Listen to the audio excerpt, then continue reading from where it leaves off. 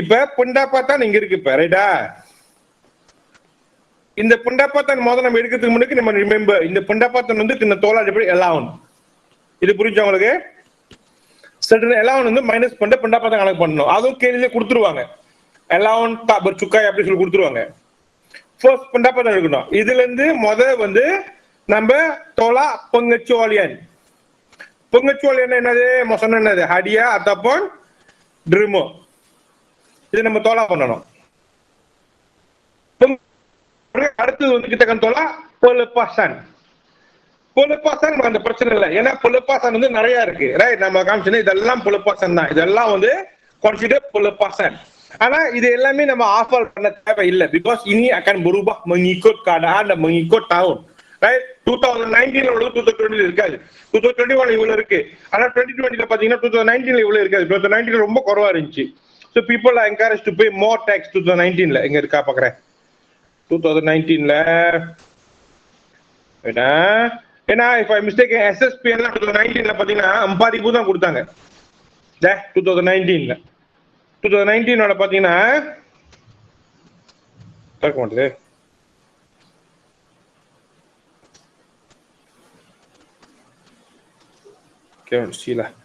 SSP எல்லாம் வந்து 4000 தான். bukan 8000. இப்பதான் 8000. சோ அந்த மாதிரி வந்து அந்த pelepasan வந்து akan mengikut tahun. அதனால உங்க கேள்வியிலேயே அவங்க சொல்லிடுவான் pelepasan. இப்ப இதுல வந்து பாத்தீங்கன்னா இதுதான் உங்களோட pelepasan. இதை மட்டும் தான் ரிஃபர் பண்ண, வேற எதுவும் நீங்க ரிஃபர் பண்ண தேவையில்லை. அப்ப இதுக்கு தோலா pelepasan. அதை வந்து நீங்க காஜி எடுத்து வச்சுக்கிறீங்க. selepas tolak allowance அந்த காஜில இருந்து pengecualian தோலா பண்ணணும். selepas pengecualian tolak pelepasan. அப்போ உங்களுக்கு வந்து ஒரு அமௌண்ட் கிடைக்கும். என்ன கிடைக்குது? இதுதான் வந்து pendapatan bercukai. pendapatan bercukai. அப்போ உங்களுக்கு ஒரு அமௌண்ட் கிடைச்சிரும். இது வந்து பாத்தீங்கன்னாக்கா ரெண்டா பிரிக்கலாம். 35,000க்கு மேலேயா 35,000க்கு கீழேயா நீங்க பாத்துக்கணும். ஏன்னா to use the rebate 400. rebate 400 வந்து only get applicable bila gaji kita pendapatan இந்த amount, இந்த pendapatan bercukai selepas tolak allowance, selepas tolak pengecualian, selepas tolak pelepasan. இதெல்லாம் tolak பண்ண பிறகு நம்ம கிட்ட உள்ள இன்கம் வந்து if it is kurang daripada 35,000 kita layak dapat rebate 400. Kalau yang itu lebih daripada 400 maka lebih daripada 35,000 kita tidak layak untuk mendapat rebate 400. Apa makna kira cukai? அதான் சொல்லி கொடுக்குறேன் உங்களுக்கு. இப்ப இந்த கீரை சுக்கை பண்ணி முடிஞ்ச லாஸ்ட் ஸ்டெப் தோலா zakat ataupun fitrah ataupun rebate. இந்த மூணு நம்ம தோலா பண்ணோம்னா லாஸ்டா ஒரு அமௌண்ட் வருது, அதான் சுக்கை. இதுதான் ப்ராசஸ். ஆனா இதுல எவ்வளவு பங்குச்சோலை கொடுக்க போறா, எவ்வளவு pelepasan கொடுக்குறான்றது கேள்வி பொறுத்து தான் இருக்கு. பட் ஆனா எவ்ரி கொஸ்டினுக்கு இதுதான் கலங்கிருச்சு. புரியுதா? புரியுது சார். இப்போ so அப்ப இந்த கேள்வி பாத்தீங்கன்னா அப்படிதான் வரும். So pada Encik Rajen dan isterinya mendapat gaji setahunan sebanyak 53,000, 57,000. So ராஜுவோட வருத்த சம்பளம் மொத்த சம்பளம் 53,000. ராஜுவோட ஒய்ஃபோட சம்பளம் 57,000. ரெண்டு பேரும் சேர்த்தோம்னா lebih kurang 110,000 lah. Mereka masing-masing menerimakan 500 kepada barang kebajikan yang diluluskan pada kerajaan. Berikut merupakan pelepasan yang dituntut oleh Encik Rajen dan isterinya. So அவங்க மொத்தம் 4 pelepasan தான் பாய்க்கிறாங்க அவங்ககிட்ட. walaupun dia ada banyak, dia layak. அவங்ககிட்ட உள்ள receipt வந்து இது 4க்கு மட்டும் தான் இருக்கு. individu ரிசீட் இல்ல. individu memang 9,000 masuklah. Gaya hidup receipt இருக்கணும். Gaya hidup maximum can go up to 2,500. Insurans hayat boleh maximum 7,000. Insurans perubatan maximum 3,000. Okay, இப்ப கேள்வி. Hitungkan jumlah pendapatan Encik Rajen dan isterinya dengan menggunakan taksiran bersama, taksiran cukai berasingan. So இப்ப normally husband wife வரப்ப வந்து ரெண்டு option இருக்கு. அவங்க ரெண்டுத்தையும் combine பண்ணி ஒரு டேக்ஸா கட்டலாம், இல்ல தனித்தனியா இண்டிவிஜுவலா கட்டலாம். இந்த ஜெடுவல் அப்படி செஞ்சிருக்காங்க. இப்ப சோ கம்பைன் பண்றாங்கன்னா காஜி கம்பைன் பண்ணாங்க. இப்ப இங்க 53, அவங்க 57, ரெண்டுத்தையும் சேர்த்தோம்னாக்கா 110,000 மொத்தம். சரியா? அப்ப ட்ரிம் ஆளுக்கு 500 கொடுத்தாங்க pengecualian. அப்ப 10,000 தோலா பண்றாங்க பாருங்க. அப்ப தோலா பண்ணா பேலன்ஸ் வந்து பாத்தீங்கன்னா pelepasan கீழ வருவோம். pelepasan கீழ வரப்ப ஃபர்ஸ்ட் 9,000, ஒரு ஆளுக்கு 9,000. right? Pelepasan individu 9,000. அப்புறம் gaya hidup வந்து 2,500. இது ஆனா ஈவன் அவங்க ரெண்டு பேரும் இருந்தாலும் இது ஒண்ணு ஃபாலோ பண்ண முடியும் பிகாஸ் நான் கம்பைன் பண்றதுனால ஒரு ஆளுக்குள்ள கணக்கு தான் வரும் ஆக்சுவலி அங்க. ஓகேங்களா? இன்சூரன்ஸ் பொறுப்பாத்தான் 3,000. pendapatan bercukai 19 இதெல்லாம் தோலா பண்ணி பேலன்ஸ் நிக்குது 87,000 நிக்குது. ஆட்டோமேட்டிக்கா ரிபேட் கிடைக்காது. ஏன்னா bersama வரப்ப அந்த ஃபலுக்கெல்லாம் ஒரு தான் பாய்க்க முடியல தபிலி பாக்கெட் விடுவோம். ஏன்னா dia berada bersama-sama ஒன்னா இருக்கிறதுனால. ஸோ டேக்ஸ் கணக்கு பண்றப்ப அவனோட சுக்காய் வந்து ஆல்ரெடி 8,000 போயிடுச்சு ஒன்னா கணக்கு பண்ணனால. ஏன்னா காஜி அந்த டேபிள் பிரகாரம் போறப்பல. So apa yang bagus ialah kita kira berasingan. So இப்ப suami 53,000, derma 500, individu 9,000, gaya hidup 2,500, hire வந்து 7,000. ஆனா வந்து அவர் பாய்ச்சது 5830 தான். maka guna 5830 sajalah. Perubatan 2650. இந்த அமௌண்ட்லாம் பாத்தீங்கன்னா நான் சும்மா போடல, இது இங்க இருக்கு 5380 2650 கொடுத்துட்டாங்க. அப்ப இதெல்லாம் தோலா பண்ணா பேலன்ஸ் வரது 32,520 தான். maka dia layak mendapat rebate. Karena gaji dia kurang daripada 35,000. Pendapatan bercukainya ialah kurang daripada 35,000. ஓகேங்களா? அப்போ சுக்காய் dasar வந்து 150 ringgit. ஏன்னா வந்து அதோட ரேஞ்ச் பார்த்தோம்னாக்கா 32 hingga 20,000. அப்ப 32 hingga 32,000 வரப்ப இங்க பாருங்க 32,000 வந்து consider ada di antara sini kan. Itu cukai dasar 150. அப்ப பேலன்ஸ் மணி கணக்கு பண்ணணும். எத்தனை % பேலன்ஸ் மணி வந்து consider வந்து kira-kira 3%.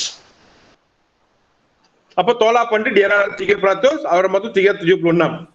அப்ப 376 tambah dengan 150. tambah பண்றாங்க பாருங்க. ரெண்டு tambah பண்ணோம்னா அவர் மொத்தம் வந்து அவருக்கு 500 lebih வரும். ஆனா அவருக்கு ரிபேட் வருது. ஏன்னா pendapatan bercukai kurang daripada 35,000 lah. அப்ப தோலா பண்ணல அவரோட சுக்காய் வந்து 125 ringgit 60 sen கட்டினா போதும். அதே மாதிரி அவங்க வைஃப் வரப்ப 57,000, அதே மாதிரி தோலா பண்றப்ப அவங்க வைஃப் வந்து sudah melebihi 35,000. அப்ப ரிபேட் கிடைக்காது. அப்ப அவங்களோட டாக்ஸ் மொத்தம் பார்த்தோம்னாக்கா lebih kurang 714 ringgit.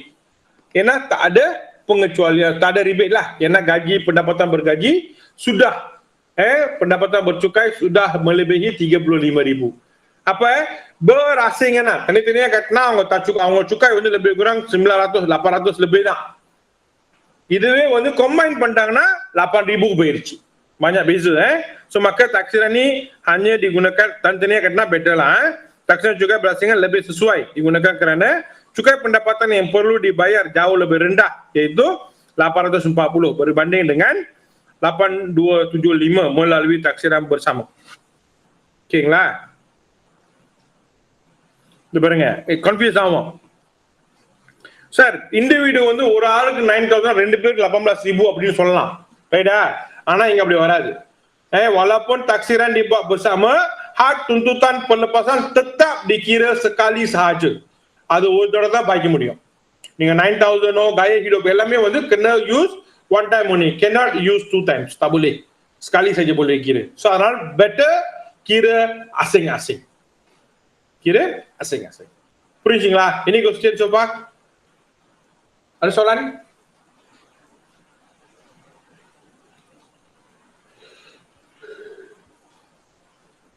Ada Okay, next வந்து பார்த்தீங்கன்னா cukai jalan.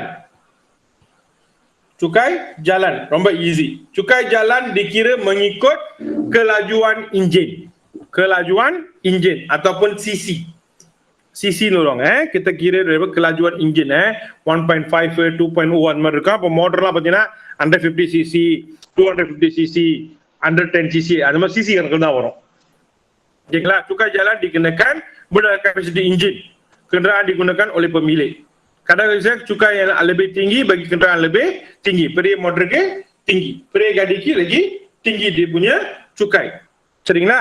சோ எப்படி நான் வந்து kadar asas இருக்கு.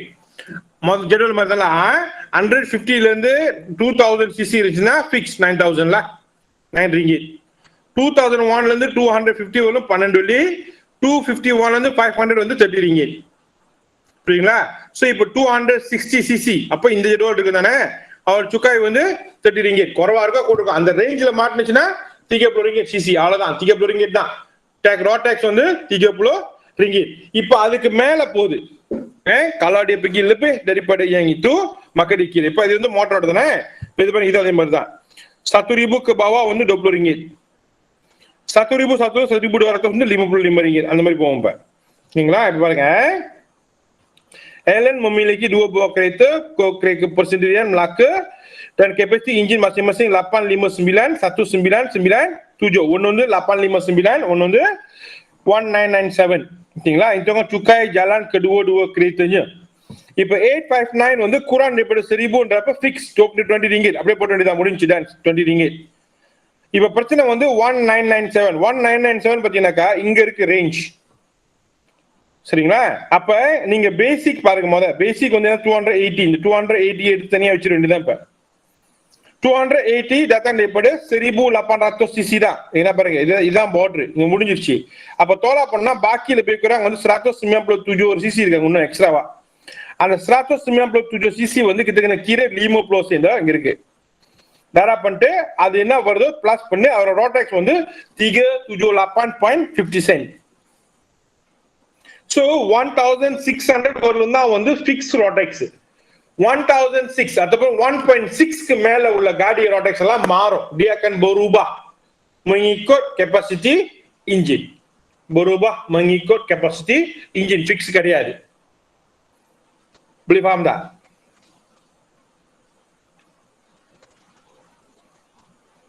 இன்கம் டேக்ஸ் மாதிரி தான். ஆனா இது வந்து அது கீழே உள்ளது மட்டும்தான். 1.6 and above ஞாபகம் வச்சுக்கோங்க. 1.6க்கு மேலதான் மாறும்.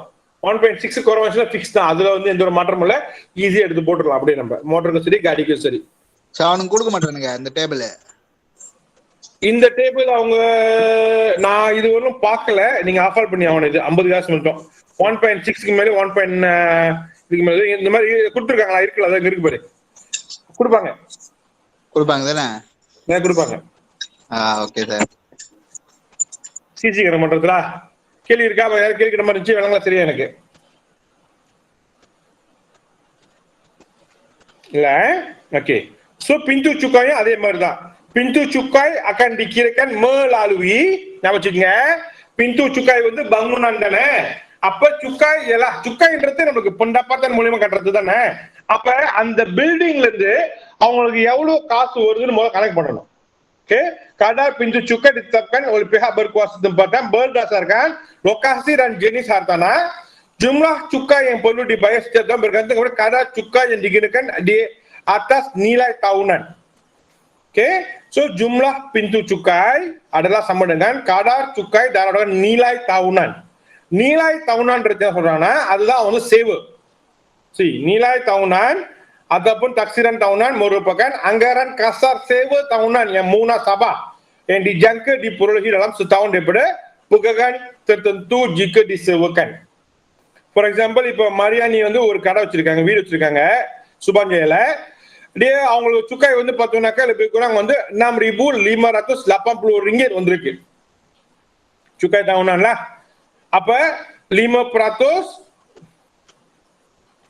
இது வந்து நீலாய் tahunan. maksudnya அவங்க அந்த ஒரு வருஷம் சேவா காசு வந்து அவங்களுக்கு வந்து 6,580 ringgit அவங்க சேவா விட்டுருக்காங்க. lebih kurang ஒரு மாசத்துக்கு ஒரு 500 சொல்லிலா. அப்போ ஒரு வருஷம் ஃபுல்லா அந்த வீட்ல இருந்து அவங்களுக்கு எவ்வளவு காசு வந்துச்சுன்னா 6,580 ringgit வந்திருக்கு காசு. அவங்களுக்கு வந்து income dapat hasil lah, right? அப்ப அந்த hasil இருந்து kira-kira 5%. So apa hasil kita berapa? Dia dapat 329 ringgit. அப்ப ஒரு வருஷத்துக்கு cukai pintu cukai taksiran நீ kena bayar ialah lebih kurang 329 ringgit. யாரெல்லாம் cukai கட்டுறீங்க உங்களுக்கு தெரியும். அந்த cukai tanah, cukai pintu majlis daerahோட காசு வந்து வருஷத்துக்கு எத்தனை தடவை கட்டுவோம்? என்னதுக்கு அந்த ரெண்டு போட்டுருக்காங்க கீழே? அதான் சொல்லிட்டு இருக்கேன். இப்ப cukai pintu ஒரு வருஷத்துக்கு எத்தனை தடவை கட்டுவோம்? கட்டுறீங்களா இல்லையா? இல்ல சார், வீட்டுக்கு காசு கட்டுறது சார், கதவுக்குள்ள கட்டுறது. சோ அப்பா அம்மா கேட்டு பாருங்க, cukai pintu மஜ்லிஸ் போய் நம்ம கட்டுறது வந்து வருஷத்துக்கு 2 தடவை கட்டணும். ஜனவரி ஒரு தடவை கட்டணும், ஜூன்ல ஒரு தடவை கட்டணும். So cukai pintu akan dibayar 2 kali setahun. நீ ஒரு மாசம் பாய்ச்சாலும் சரி, 2 மாசம் பாய்ச்சாலும் சரி, கணக்கெல்லாம் கிடையாது. ஒரு வருஷத்துக்கு 6 மாசம் காசு கட்டி தான் ஆகணும். அப்போ உன்னோட காசு 329 dia bahagi dengan dua sebab kita bayar 2 kali dalam setahun.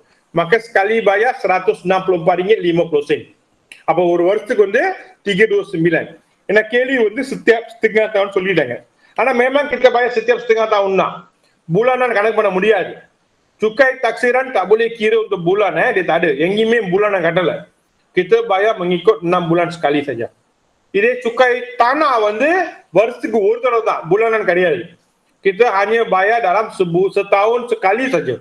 Januari Februari March time கொடுப்பாங்க. அந்த 3 மாசத்துக்கு கட்டணும் cukai tanah. Cukai pintu, cukai taksiran வந்து 2 kali dalam setahun. Januari Juno. புரிஞ்சுங்களா? Any questions? Okay, last வந்து cukai tanah. Cukai tanah dikira mengikut keluasan tanah dengan kadar keluasan dia. ஓகேங்களா? ஏன்னா அதெல்லாம் ஃபிக்ஸ் பண்ணிருப்பாங்க. இப்போ மஜ்லிஸ் per பண்டாரன்னா அதுக்கு ஒரு ரேட் இருக்கும். மஜ்லிஸ் பண்டார்னா அதுக்கு ஒரு ரேட் இருக்கும். ஓகேங்களா? அது பேர் மாற மாற அந்த டாக்ஸ் ஏறிட்டு தான் போவோம். ஓகேங்களா? மஜ்லிஸ் தேவா வேற, மஜ்லிஸ் per பண்டாரான் வேற, தேவான் பண்டாராயா வேற. அது மாதிரி ஏற ஏற அதோட கடார் தக்சீரனும் வேற தான். அவனுங்க அது பேரை மாத்துறதுக்கான நம்ம டாக்ஸ் வாங்கறதுக்கு தான். So அந்த மாதிரி தான். Jiwa Encik Hamid memiliki sebuah rumah keluasan 130 meter. Okay? Diberi bahawa kadar cukai tanah yang dikenakan ialah 43 setiap meter persegi. So apa motor luas 130 darab dengan 0.43 apa அவரோட cukai tanah வந்து ஒரு வருஷத்துக்கு RM55.90 sahaja. So kadar வந்து akan bergantung kepada majlis tertentu. அந்த majlisக்கு ஏத்த மாதிரி தான் போவோம். Actually, pejabat daerah lah kawasan tanah பொறுத்து தான் இருக்கு. அது டவுன்ல இருக்கா இல்ல கம்போங்ல இருக்கா, அது பெர்பண்டாரான் கீழே வருதா இல்ல இது கீழே போகுதா, அதான் பார்த்துதான் அவங்களுக்கு ரெகுலேஷன் இருக்குல்ல. So dia akan berubah mengikut keadaan lah. I think after 15 years போன வருஷம் தான் 2019 தான் எல்லா ரேட்டும் ஏற்றி விட்டாங்க. Actually dia sudah berubah lah, tukar பண்ணிட்டாங்க. tukar பண்ணி டிஸ்கவுண்ட் வேற கொடுத்தாங்க. Actually any question so far? Almost done actually. இன்னும் கொஞ்சம் இருக்கு. அந்த SST explain பண்ணா கணக்கு பண்றது இருக்கும்ல. Bagaimana mengira cukai jualan dan perkhidmatan. Kadar cukai jualan dan barangan adalah berbeza, iaitu 5% ataupun 10% atau kadar-kadar lain bergantung kepada barangan yang ditetapkan, manakala kadar cukai perkhidmatan ialah 6%. Service tax fix 6%. ஓகேங்களா? ஆனா ஜாமாவோட விலை akan berubah mengikut barang. For example, இப்போ பார்த்தீங்கன்னாக்கா minuman bergula வந்து போன வருஷம் மாத்திட்டாங்க. Minuman bergula tax வந்து more higher. ஏன்னா tidak menggalakkan orang membeli air bergula. அந்த கோகோகோலா அதெல்லாம் நம்ம வாங்கக்கூடாதுன்றனால அது விற்க முடியாது, நம்ம பிளாக் பண்ண முடியாது. அதுதான் பிசினஸ். பட் ஆனா வாங்கக்கூடாது அப்படின்றனால டேக்ஸ் ஏற்றிட்டாங்க. அந்த minuman bergula வந்து டேக்ஸ் கூட. berbanding dengan minuman yang tidak bergula. So 5, 6, 10 marulah bergantung kepada barang yang dibeli. சரிங்களா? அப்ப Sofia menyewa sebuah bilik hotel Selasa dengan harga 240 semalam. Sofia menginap di hotel itu untuk 2 malam, diberi bahawa hotel itu mengenakan cukai perkhidmatan 600. Itu kan cukai perkhidmatan. So apa? 240 darab 2 darab 600. So service tax untuk RM28.80. Apa? Hotel charge 240 campur dengan RM28.80. Motong kata வேண்டியது RM268.80 lah service tax. ஏன்னா ஹோட்டல்ல வந்து நம்ம ஜாமா எதுவும் வாங்கல. Right? They providing service. Means நம்ம தங்குறோம் வரோம் அவ்வளவுதான். அப்ப அங்க வந்து அவங்க நமக்கு வந்து barangan போட முடியாது. They only can put a service tax தான். Punya because dia memberikan servis pada kita lah, memberikan kemudahan kita boleh gunakan, bukan kita membeli barang dia lain. Okay, wah,